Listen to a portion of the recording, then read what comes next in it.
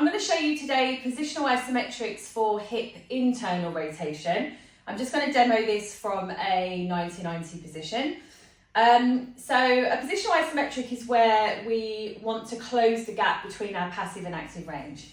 So say passively, you have a good amount of internal rotation.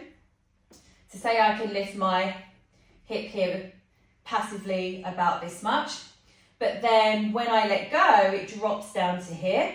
We then have quite a big gap between our passive and active range, which has no strength in that range. So we want to close that gap with what we call a positional isometric.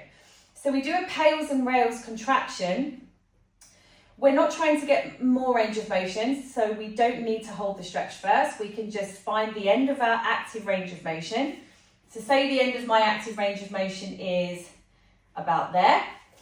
I'm then going to pop a couple of blocks to bring this up to the end of my active range. So if I'm at the end of my active range and I try to lift my foot, it shouldn't lift off. If you're still getting a lift off here, we need to make that a little bit higher. So you can use blocks, you can say add an extra book on top to kind of bring you up to your end range. So just make sure bottom is aimed back, that you're not leaning too far forward. And now we're in our end of active range of motion. Now, because it's a positional isometric, we need to do our rails as an overcoming isometric. So I'm going to place an immovable object on top. So for me, that's going to be a heavy ankle weight. And so I really can't lift that foot off. Okay, so I need to be able to drive it up into something. So we don't need to hold the stretch. We can go straight into our pales contraction. So pales is driving my foot down into the blocks. Imagine this is a weight scale under the foot, and I want to make that scale as heavy as possible. So I'm going to take my breath in, pack that air down, irradiate through the whole body, and I'm going to drive that foot down into the block.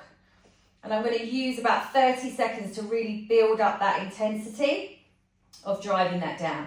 Once that 30 seconds is hit, we do our rails contraction of trying to lift that weight up. So I'm using my foot, giving it everything I got to try and lift that weight up with my foot. So again, the foot's on a weight scale. Imagine that you're trying to make that weight scale as light as possible. Make sure you don't shift out of this stretch. You should be feeling this deep here in the hip capsule for your rails contraction, all of this top side tissue.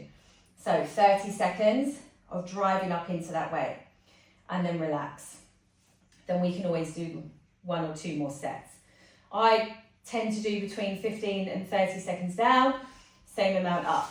When you find you get to a point, say after a few sessions, where your active range is increased, we take that higher. Because again, we're trying to close the gap between active or passive and active range of motion.